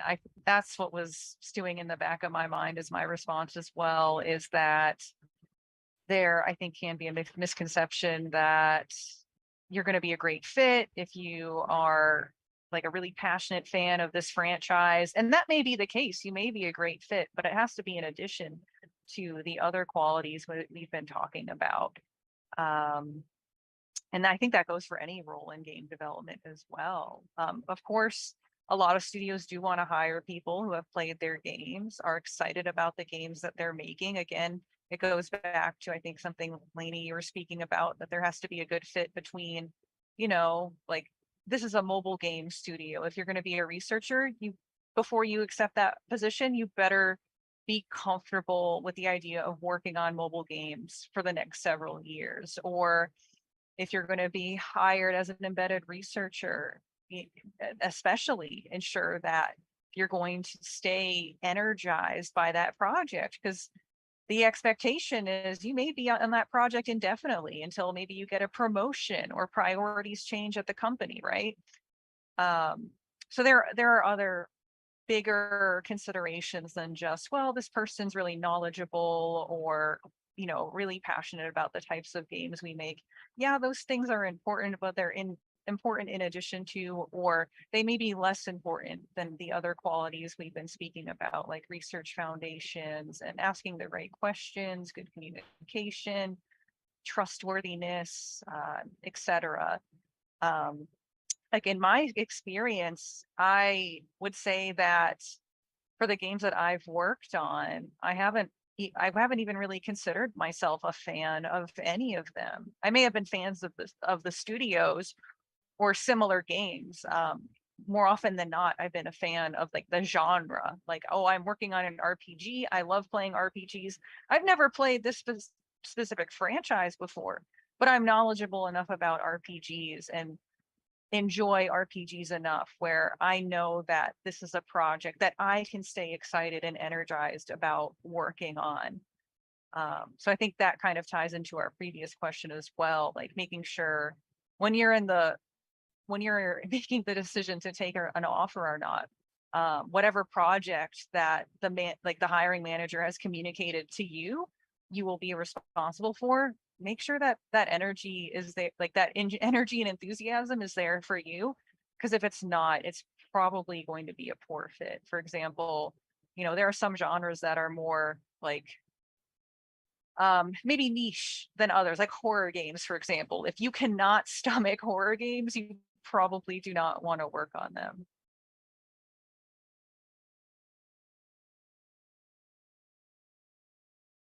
Is there anything you wished you had known before entering the industry or when you were a career starter?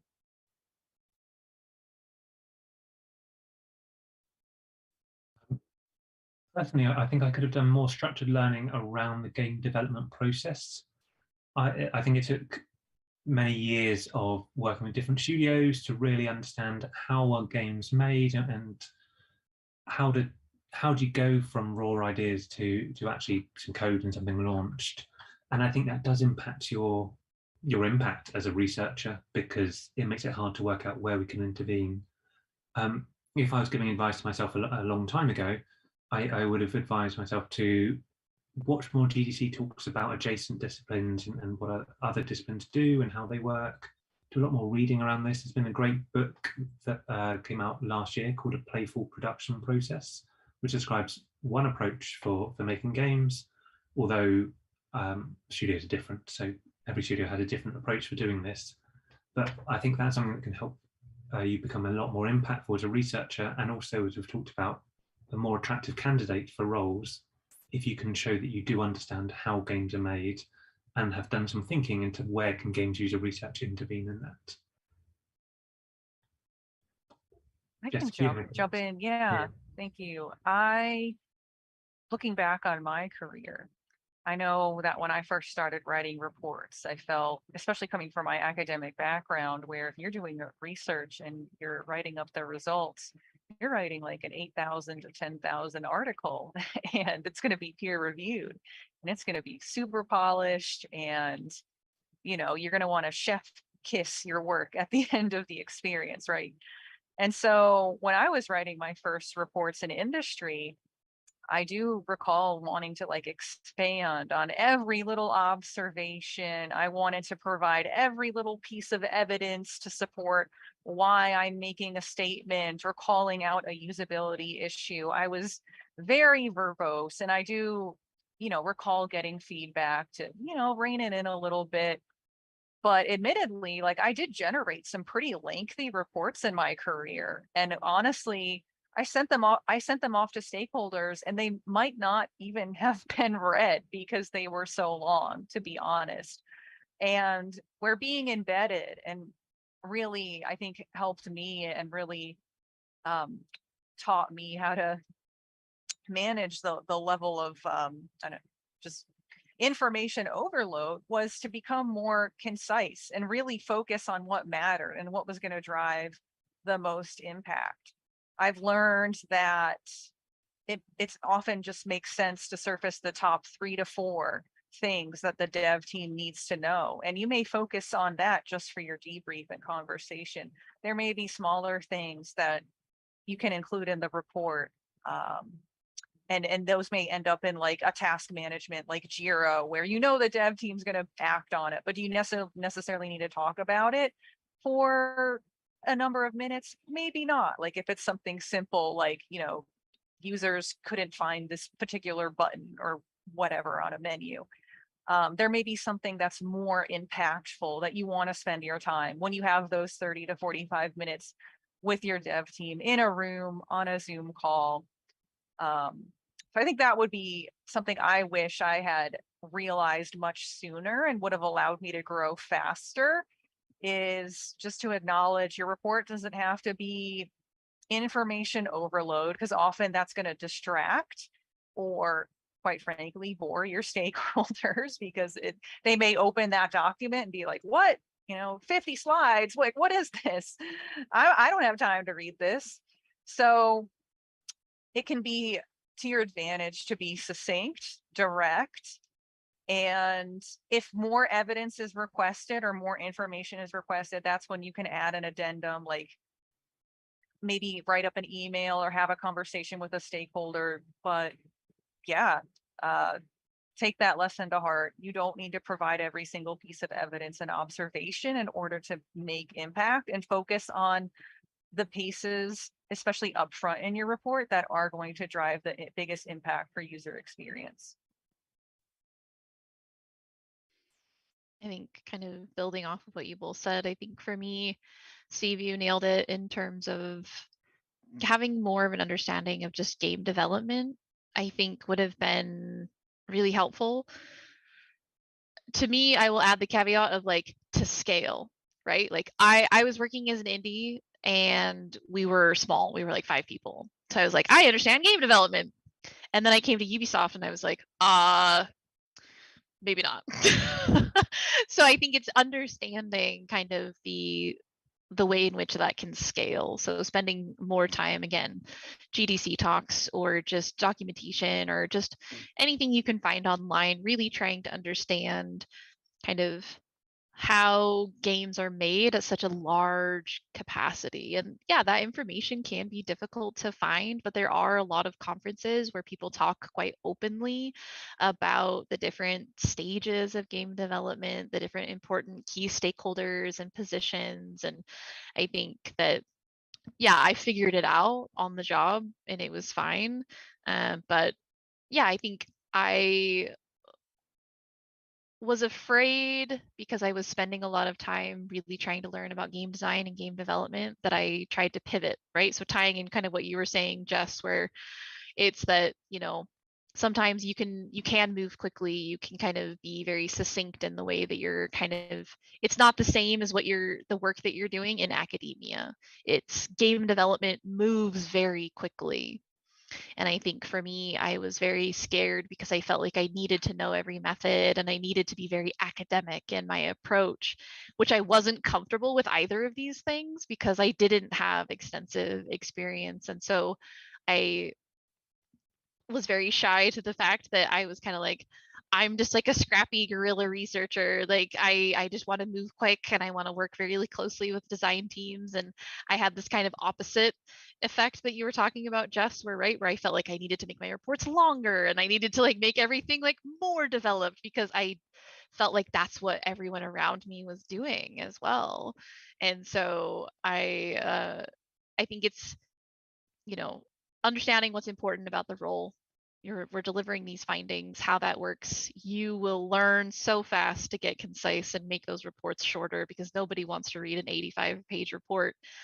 And, you know, really understanding your positioning. I think those are kind of the things that I would tell little baby Lanie when she was trying to get things figured out is just, you know, it's okay to not know everything because it's enormous.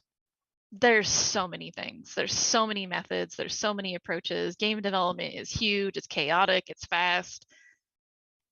Pick some of the key milestones, really focus on those pieces and be okay with the fact that you don't actually know everything. And it's okay to learn some things on the job because we all did. And we all expect that those new folks coming in are, and you know, you don't have to try and plan and prepare for everything because it will literally be impossible. As user research is probably not the first career option most young people think of when imagining to work in the games industry, is there anything you wish more people would know about your profession?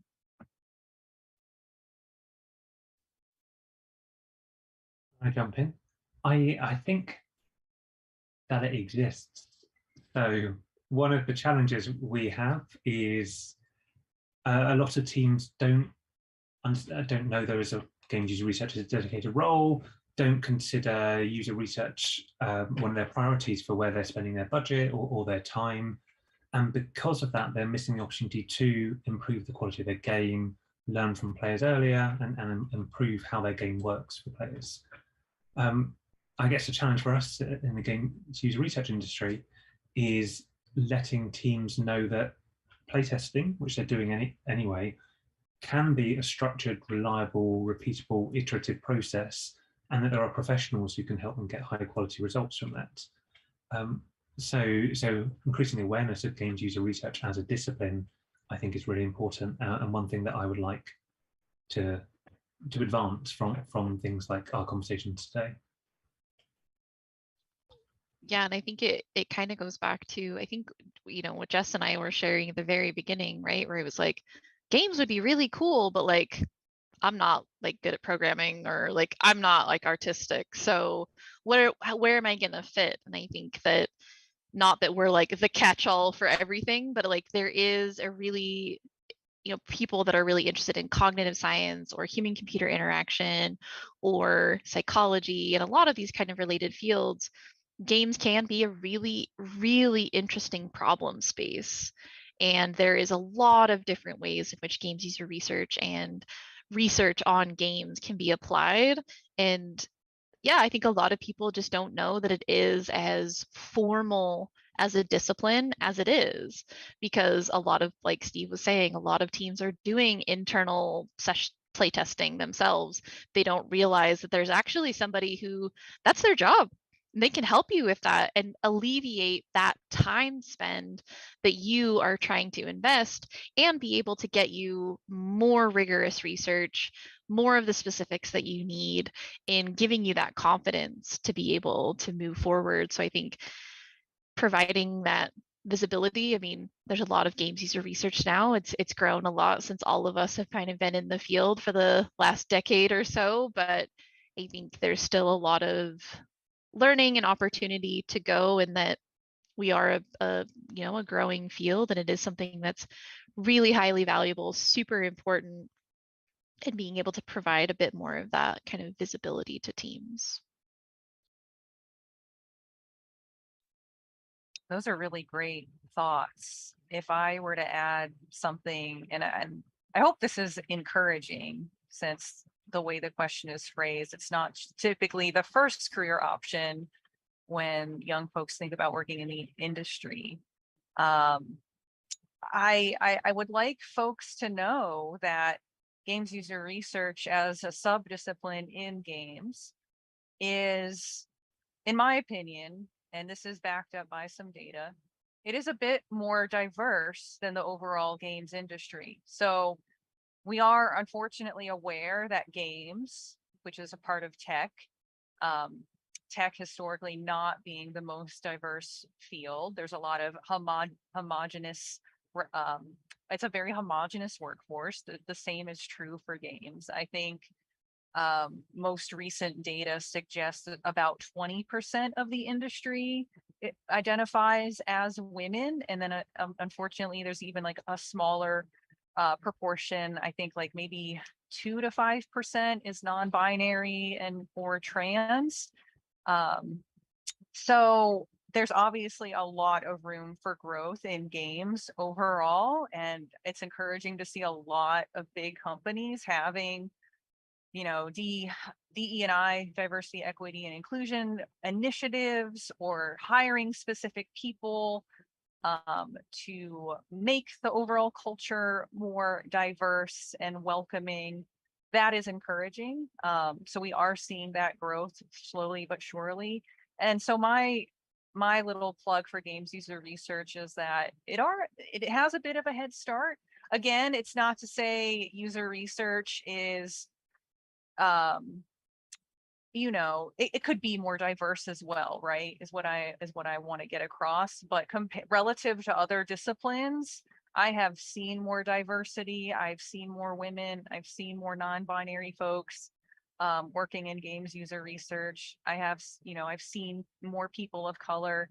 And so that is encouraging. So if you identify as a member of an underrepresented group, obviously games, like, we need your voices, but also know that games user research is a very welcoming, very diverse place.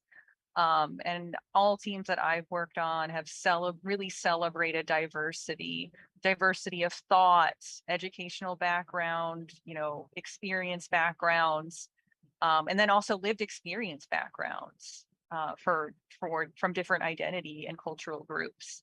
So I hope that is encouraging, with the knowledge that games overall has room to grow when it comes to diversity. Thank you so much. Before moving on to one or two questions from the chat, I have one last question, especially for Lanie. Are there any open positions in the user research department at Ubisoft Montreal right now, especially for interns or entry-level employees? Sadly, no.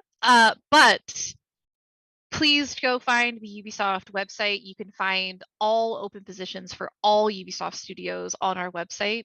So you can search by user research and actually have it open for all locations.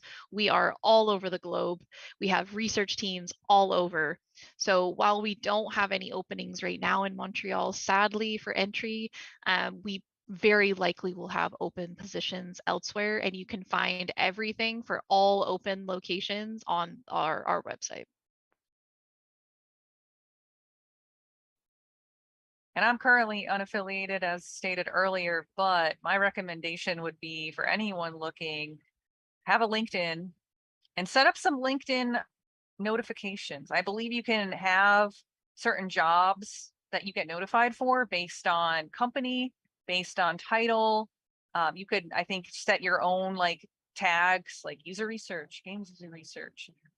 So if you are actively looking, and it can be very overwhelming, right?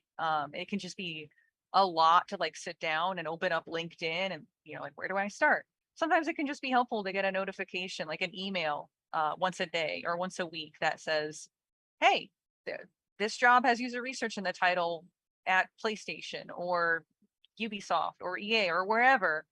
And that can be, that would be my advice if you're actively looking, is try to automate that stuff as much as you can so you can save a little time and breathe a little easier about it, because it's a lot. We also mentioned earlier the IGDA's Games User Research and UX Community. They have a jobs board on their website. I'm sure it comes up if you search Games User Research jobs.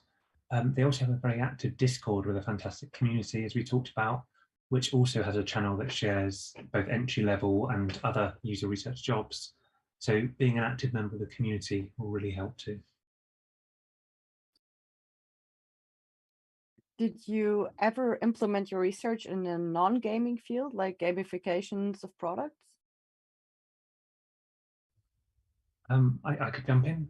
So I also work outside of games. I do some work in tech and on websites and those type of things as well. A lot of the approach is very similar. So we'll run similar types of studies, perhaps more on understanding user needs and what are the problems and therefore opportunities for products. But I do think a lot of the things apply over. I haven't personally done work on gamification, about applying, how do you apply game mechanics to other types of software. But I think the principles of being a user researcher apply across other industries as well, with slightly different research objectives. But I think we could spend an hour on the differences between them. Has anyone else had any experience of outside games? Well, not gamification. I mean, I was doing academic work for a while, but I don't, to me, it sounds like the question was about gamification specifically, and that's not my area of expertise. Same. I have no direct experience on that. Then another one with IDGA, Games Research and User Experience. Did you mean the website grux.org or? Okay. Yes. So grux.org, that's the first stop if you're interested in games user research. There is a ton of resources. The mentoring program that Steve was referring to earlier, if you're interested in getting a mentor, we have new mentoring programs that spin up every quarter. So you can get on the wait list to potentially get a mentor with somebody in the industry to be able to chat with them, get more insights. There's a recommended reading list, so you can get through some really great recommended reading opportunities. Most importantly, there's the link to join the Discord. There is so many channels, so many people talking about really interesting things. So highly recommend people find the grux.org, because that's kind of our home base where everything is, and you'll be able to find access to the job board and all of those other things. And I've heard that they run a conference once a year as well. So that can be another great venue for feeling connected to the community, learning. There's a lot of great talks every year, and past talks are archived on the YouTube channel. So also look for the Grux YouTube channel and the conference talks, because there's a wealth of information there as well. And they do have the conference online and in person as well. So you don't have to be, typically it is normally hosted either in North America. We do sometimes have an EU conference, but a lot of the content is online now. So it's super open for a lot of people. That's amazing to know. Thank you. I have two last things. One person said, just bought the book, didn't know about it till today. Thanks for the resource. And another question is, someone wants to know if they can connect with all of you on LinkedIn. Yeah, of course. Find us on LinkedIn, join the Discord. I think all of us are active over there in some capacity. So feel free to reach out and find there. Highly recommend, another plug for the Discord, highly recommend going there. There is channels for people who are in their early career looking for jobs. You could chat with other people who are in the same position as you, get some help looking over your CV. It's a really vibrant, very, very like active community. So if you're interested in kind of meeting other people in similar situations, getting connected with with other mentors and things like that, it's a great space to kind of just meet people as well, but always happy to have people connect with me directly. Likewise. Same for me, and I think across the community, everyone is very open and interested in helping people join the games user research community. So on the Discord, on LinkedIn, I think that's appropriate to contact and talk about these things. Thank you so much. Before we end this extremely interesting conversation, is there anything you would like to add that we didn't talk about yet? If you're interested in getting in, find the Discord and come find it and come chat with people. Honestly, we're not the hugest community, but we are really active. There's a lot of people who are just really passionate about their jobs and really want to help others get in as well. So if you're thinking about it, come find us on the Discord, find that website, buy the books. There's several games user research books. Steve has a couple of books that are phenomenal resources as well. There's a lot of conversations happening, and if you're interested, just come find out some more information, because there's a lot of us and there's a lot of opportunities across the industry as well.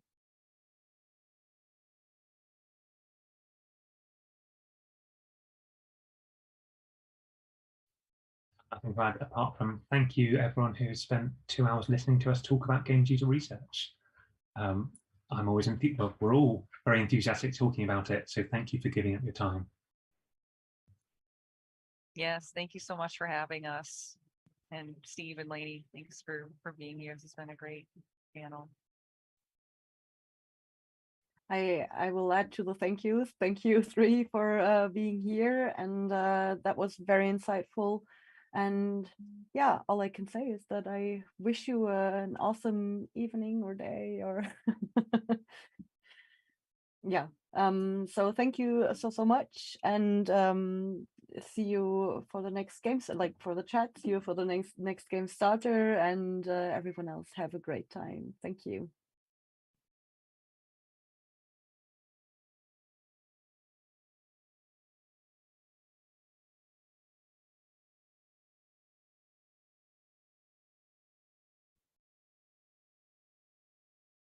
Yeah, thank you so much. By the way, where was this stream to? Was this on Twitch or on YouTube? YouTube. Okay. I thought I was expecting people